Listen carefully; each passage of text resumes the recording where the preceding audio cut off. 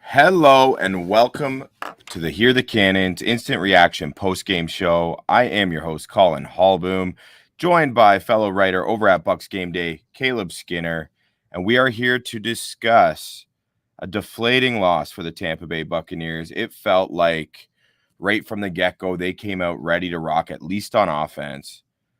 On defense, I don't know, man. It's tough to kind of pinpoint the issues beyond the obvious. It felt like they were just given so much cushion. The middle of the field was so wide open, almost like they were in a prevent defense, that I have trouble blaming any of the players for that. Like right off the bat, I mean, something we knew and we talked about on last night's episode was the potential mismatch that would exist for KJ Britt.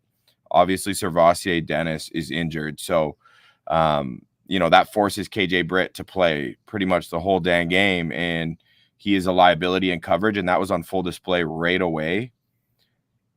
And I mean, that's a little troublesome, but it was the lack of adjustments for me. I mean, Kirk Cousins threw for over 500 yards in this football game on a Todd Bowles, a defensive mastermind and head coach, on his defense. And tough to point the fingers at any one player. I mean, not like I'm sitting here coming out trying to put everyone on blast, but I mean, when you lose a game like this, when you give up that many points, you gotta look in someone's direction. Caleb, who is that for you? Like, am I wrong in saying this?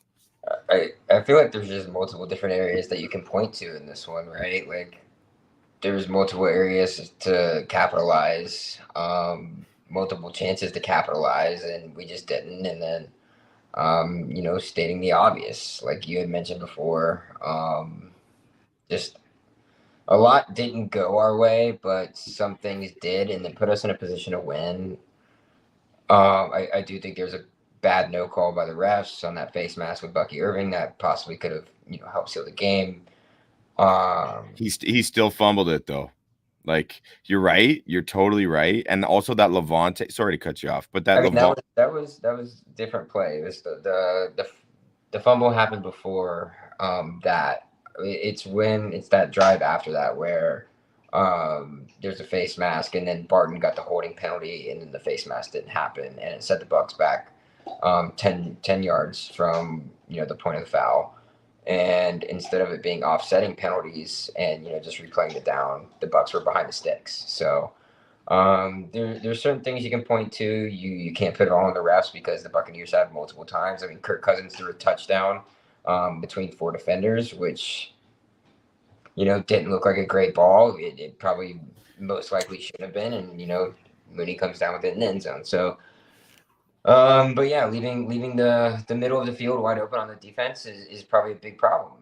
You look at it from the grand scheme of things that Voss would kind of be in that coverage area there from the linebacker position and has done a very bang up job, thus far throughout the year. And, you're going to rely on KJ Britt. And then early in the game, we see Todd Bowles dropping Logan Hall and Yaya Diaby back in coverage. And it's very questionable. And that's part of the reason why the middle of the field is open. Then as the game continues to go on, defense has been on the field for a while. Obvious by Kirk Cousins throwing for over 500 yards. So the defense was just tired and gassed by the end of the game. You saw Kadero Hodge take off, and Kadero Hodge is not a barn burner by any means, and he just takes off on everybody at the end of the game. So if you want to attack one area, I'm more than willing to talk about it. I know there's probably some points of emphasis made by the fans out there as well. So if you guys are listening on YouTube, shoot us those comments, those questions, anything you want us to hear to talk about. But I think ultimately everything that we knew Atlanta was going to do, they did, and they did very well. So it was what we expected, but we didn't get the results on the defensive side of the ball, which is just kind of shocking from Todd Bowles. But we saw it, with the Broncos game, and we kind of saw it fall apart here when you could have taken control, getting the ball in the second half. Well, yeah, I mean, you're seeing the best versions of opposing quarterbacks against Todd Bowles' defense in two of these two losses so far, Atlanta, and then you just mentioned it, Denver versus Bo Nix.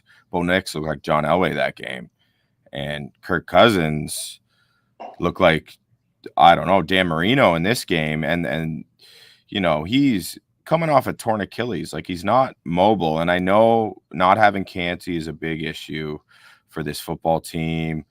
Antoine Winfield not being there. Like, there are a ton of injuries. And, like, I guess we should talk about the injuries for a minute, because a ton of Bucs left this game. Like, some return, but like, I don't, like, you got like Whitehead, Levante left at a point, Yaya left. Both those guys came back, thankfully. Right away, Cam Johnson, when they're already down, their wide receiver 3 and 4, they lose Cam Johnson. This kid's been getting a bunch of tough breaks, man. I feel for this guy. Apparently he showed out in training camp, and that's why he made the team. But to see him go down right away, there was just a bunch of injuries. I'm probably missing some. So really curious to see what pops up on the injury report this week. I think we nailed like the main ones that happened tonight. We already knew coming in that we were going to be without 5 main guys. But Skule has kind of picked things up, playing right tackle there for Gadecki. Probably good that he was in there.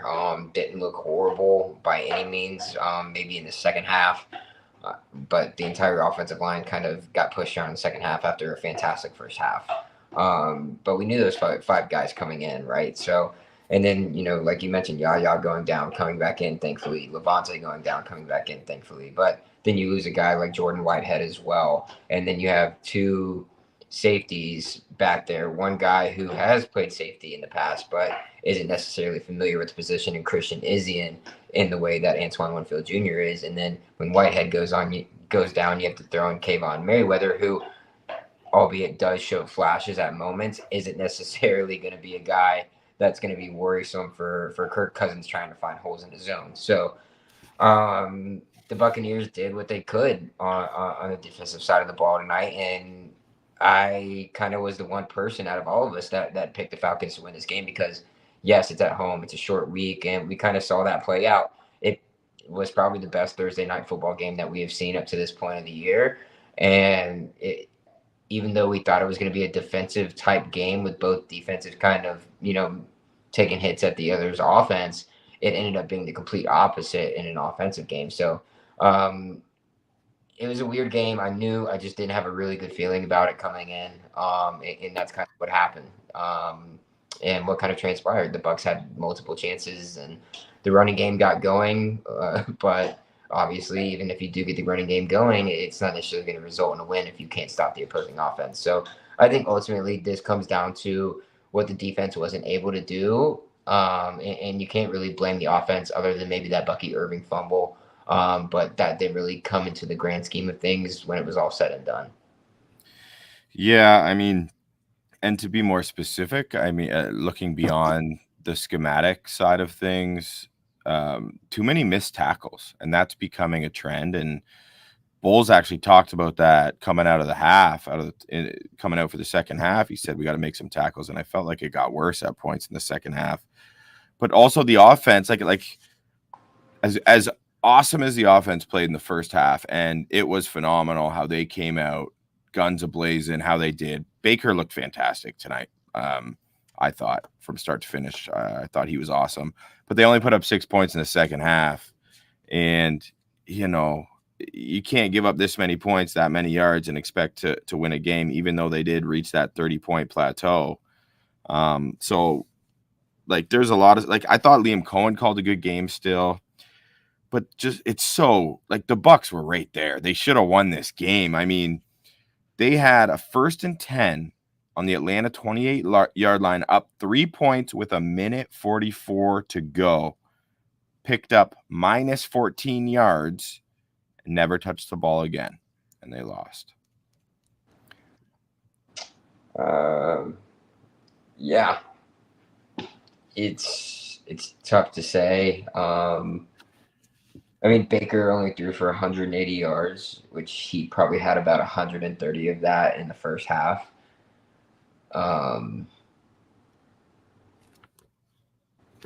It's just all around. This isn't the type of game the Bucs wanted to play. They did in the first half, but again, they were hoping for a little bit, better defense, and maybe they were hoping for them to step up in that second half. But the offense did nothing in that second half, and I don't know if there were any adjustments made or what was going on, but I think Chris Godwin probably needed to be involved a little bit more.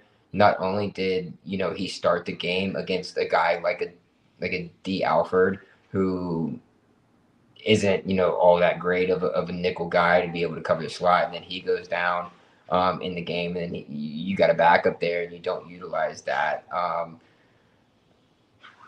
I mean, they were doing what they could. It's hard to nitpick the offense right now because they did, put up 30 points, and majority of the time they're going to win those games. But I think we got River coming in here soon, who's boots on the ground. So maybe he's got some different analysis for being able to see it up there in the old PB in the press box. Yeah, just a reminder for anyone joining us, please head over to our YouTube channel and like, subscribe, turn on notifications, all that stuff. We got 2 members of our team for Sports Illustrated representing BucsGameday in Atlanta in the press box. And we're going to bring one of those guys in right now, our lead editor, River Wells. We're going to get his take on what he saw down at Mercedes-Benz Stadium. River, can you hear us? Let me try this again. See if we can get him on here. Huh. Oh, there he is. Hey, River. River, if you can hear us, what is your biggest takeaway from being there of this football game? Like,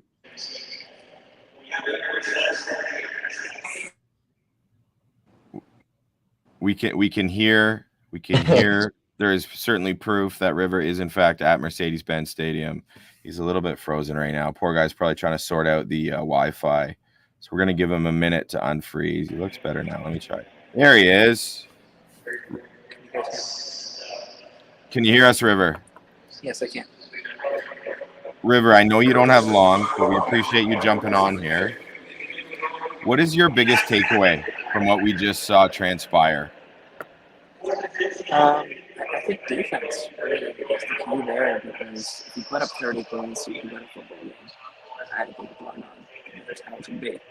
And obviously the offense really flubbed that last drive. If you're at the 28-yard line with 144 left, you should win a football game. But they didn't, and that's all have to do with finishing power, right? And ability to finish. But really, if you put up 3 points on offense, you should be able to win a football game, and the defense just didn't. Be it injuries, be it scheme, be it this or that. They just allowed Kirk Cousins to throw 509 yards. If another quarterback throws that to you, you should lose a football game. So they did. And that's really, I think, the long and short of it. I think they can make a pretty good game. I think that's outside of that last drive, them going, it is astounding that they managed to lose at that situation. But that defense should have been better. It should have played better. It should have held the Falcons to those points, and that should have been better. So, River, talking specifically about that defense, it's hard to not point the finger at Todd Bowles. Just like it felt like there weren't many adjustments schematically. Obviously, a lot of injuries play into that, and him trusting guys in certain spots. But that soft zone defense, really was getting eaten up all day. I mean, Drake London had 12 for 154 and a tutty. Mooney had 9 for 105. Kyle Pitts looked like Kyle Pitts, Florida Gator. Is it more on Bowles, or do you think there's some blame to be spread around on the defensive side? Well, there is, because, the players weren't in the right positions. Todd Bowles had that into the game, but that's also his job to coach them up that way, right? And in the middle of the field, in particular, Cousins was shedding all game. You had Pitts there, you had Drake London there. The final touchdown came in the midfield. Missed tackles were really bad, and that's also something that you got to coach, right? And it seems like it's been a problem over a few different games. Always missed tackles against Denver, missed tackles against Atlanta now. So, yeah, I think Todd Bowles is the plan for a lot of it, because it's his scheme, like you said, a lot of soft zone, little adjusting. And then also because, these are things that keep happening. And it's inconsistency, too. And that's not good, right? If the Bucs are playing well and they don't play well because next week, that's an inconsistency is going to be fixed out. And that's something that happens against the Falcons. And it's going to be something they really have to put their heads in, get their heads in and fix it, because there's a lot of football left, but so far it's been a tale of almost 2 Buccaneers throughout these first 5 games. So you got to figure out how to channel one side of it and not channel the other side of it, because this should be boring. River, I'm not sure who you spoke to down there after the game. Did you get any insight into the injuries? I mean, a bunch of guys were banged up tonight. A couple returned, a couple did not. And feel free to build on that with any other interesting comments you might have heard.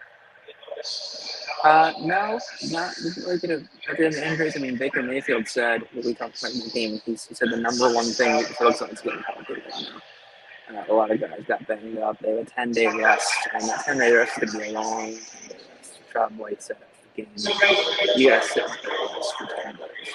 So they're going to have to get over it with Todd Bowles' 24-hour rule, obviously, but that's going to hurt for a lot of them.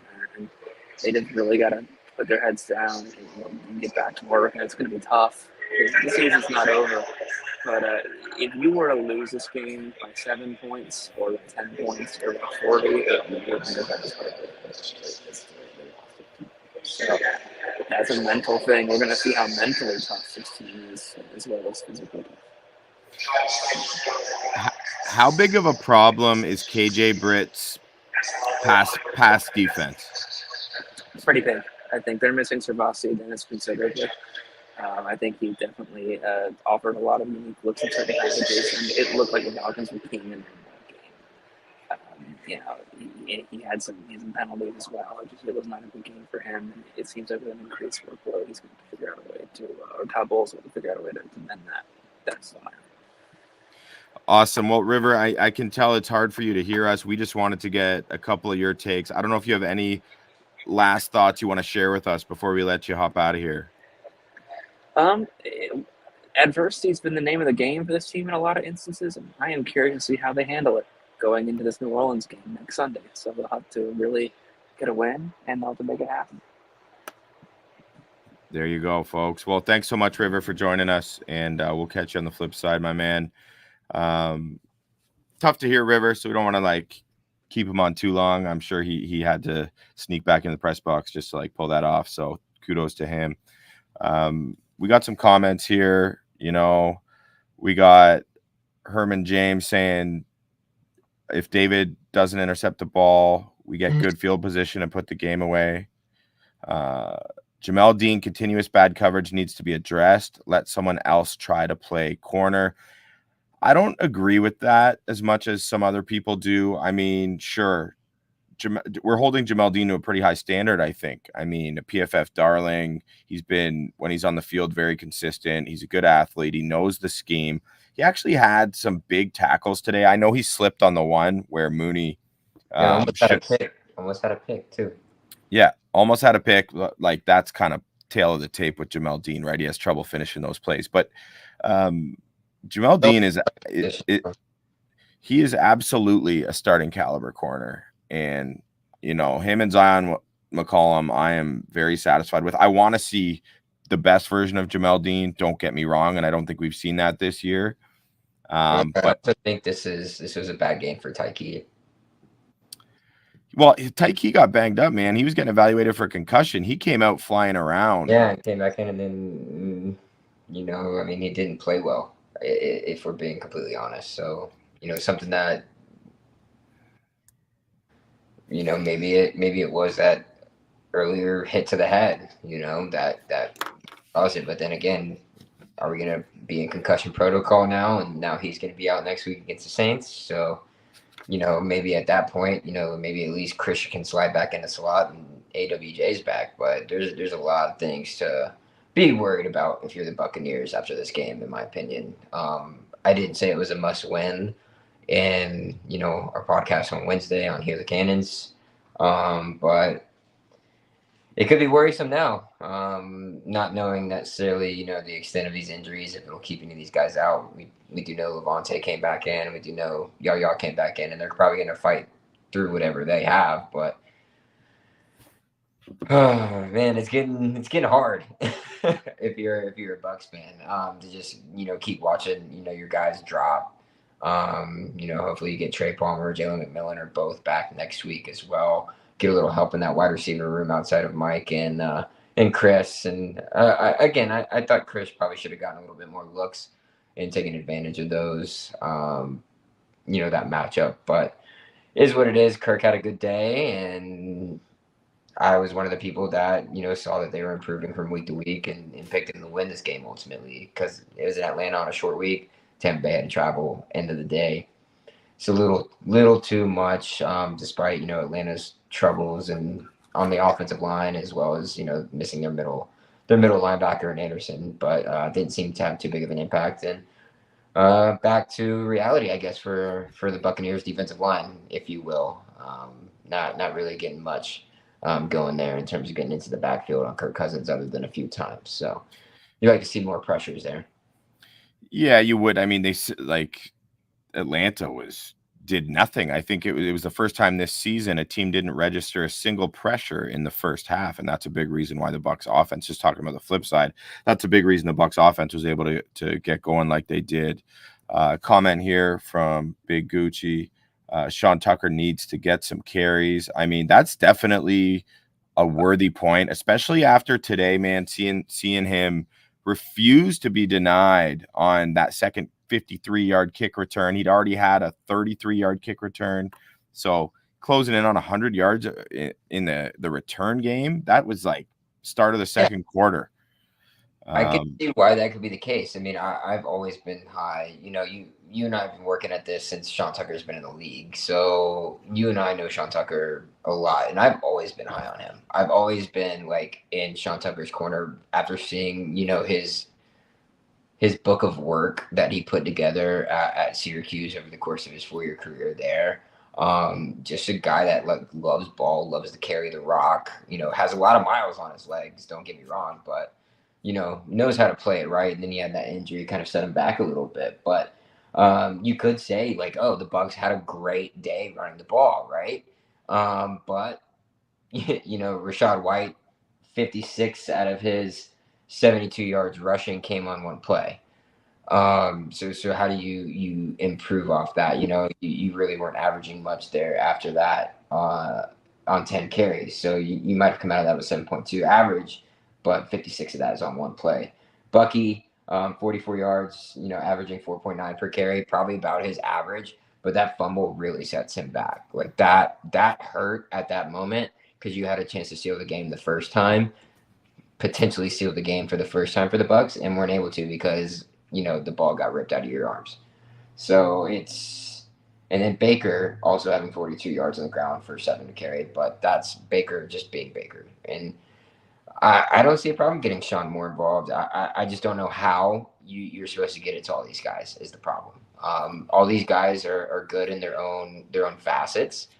So it becomes kind of a who do we get the ball to at what moments, and if we pick the wrong moments, is that going to be more detrimental to what we're trying to do on offense than it possibly has in terms of being an asset to what we're trying to do?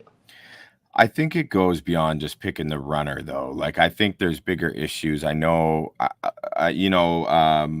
John Ledyard and friend of the show, Josh Capo, did a great job breaking this down on their podcast.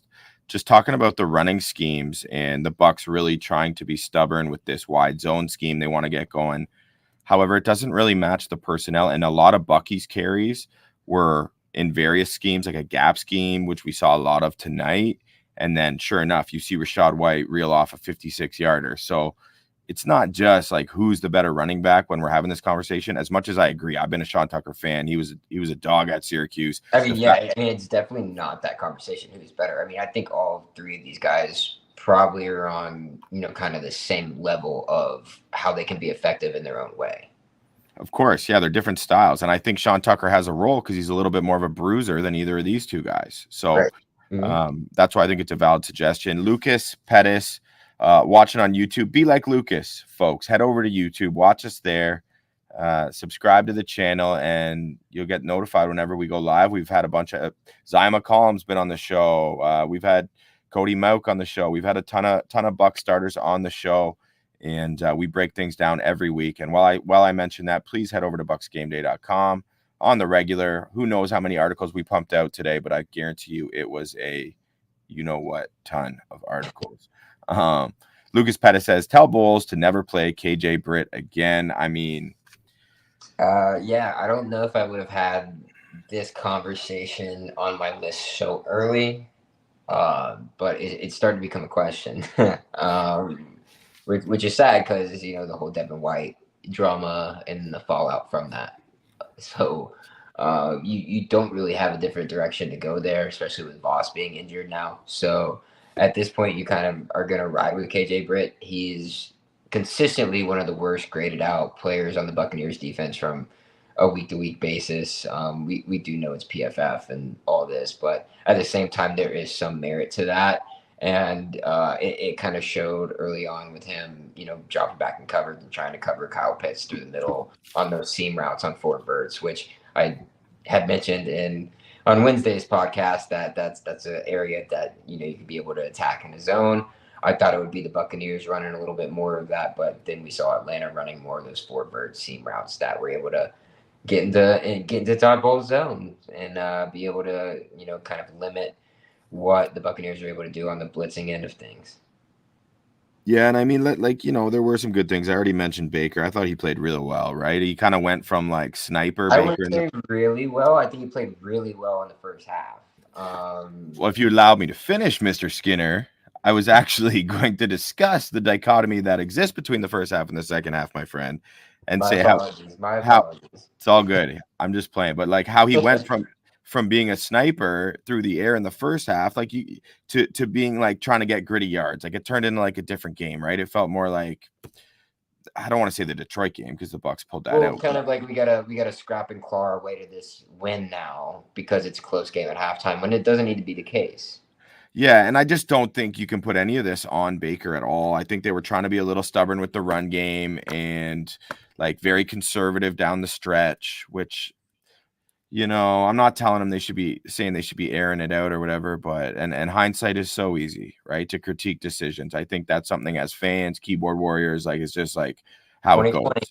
Yeah. Always 2020. That's right. So, but there were some positive, like Mike Evans, two touchdowns. Sure, he only had one catch in the second half, but like, just nice to know you got. I mean, that's the thing. They got away from everything that made them good in the first half and made it look easy in the first half and got away from it and just trying to establish the run per se, but just not being able to hold the ball or making mental mistakes. And it's not, you can't be successful that way in the NFL. I'm sorry, you can't. So it's just little details, and this goes back to what Todd Bowles was preaching in training camp.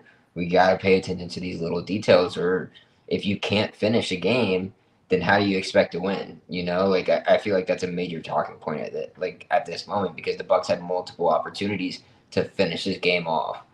Not just one, they had two opportunities that I can at least count on my hand to finish it off.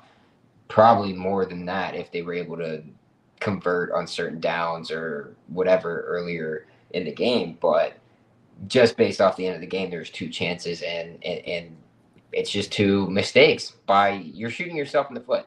You know, that Bucky Irving fumble, shooting yourself in the foot. That Graham Barton, you know, holding call, shooting yourself in the foot, albeit there also should have been a face mask call on that play to offset it, but still, no need for it. Like, you got to kill that stuff, especially in crunch time when the game's on the line and you need these plays to be made. I get it's still early in the season and there's plenty of time to get this fixed, but it's got to be consistent. We see it one week and then we don't see it the next. And I think that's probably a big hitter for Todd Bowles moving forward. Yeah, and just to get back to some of the good things, because I don't want it to be all doom and gloom. I mean, Sorry. a lot of injuries, They battled. Like Chase McLaughlin is lights out. He extends his franchise record 26 in a row. I mean, thank God for him. I don't even know where we'd be. Man, like his accuracy on 50+ yarders is ridiculous. Like, you don't have to worry about it at all. It's getting to that point, man. Like it's getting to that point. And also, like Mike Evans surpassed Michael Irvin for 30th all time in receiving yards. Obviously, he secured his 100th career touchdown, 99th receiving. So Mike keeps doing his thing. Away, per usual.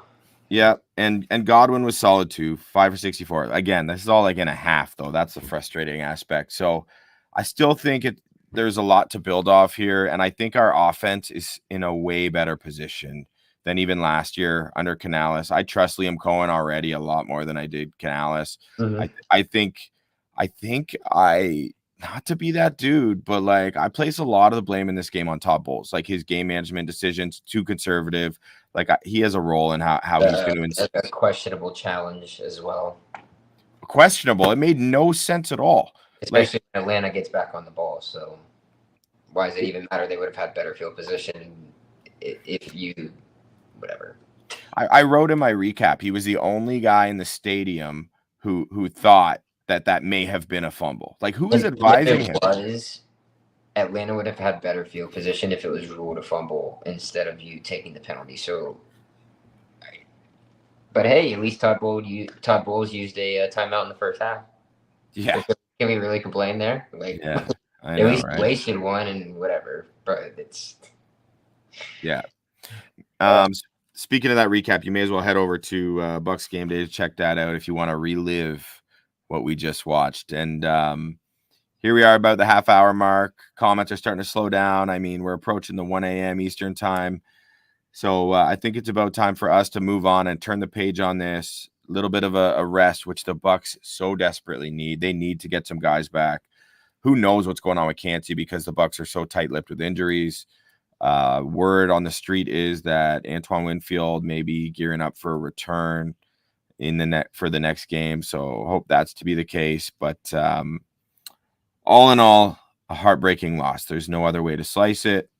But I think with Baker Mayfield at the helm, and I think a lot of the guys who have stepped up at points throughout this year deserve to be defined as a resilient bunch, even though they didn't come through with this game. We talked about guys going down, coming back in the game.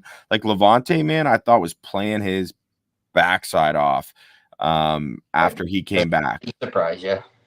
No, just a legend. Just a legend. So there's a reason, right? He's the model for the drafting philosophies they have, right? Culture and beyond just his play on the field, but he is the criteria that Jason Light and his staff aspire to. But enough about that. We're going to turn the page pretty quick on this one. I still think long-term, lots to be optimistic about. I know the Bucs are going to have to hang tough against some good teams, but it's pretty wide open this year, man. They got the Chiefs on the schedule. They got the Niners on the schedule, but both those teams don't look like they did last year.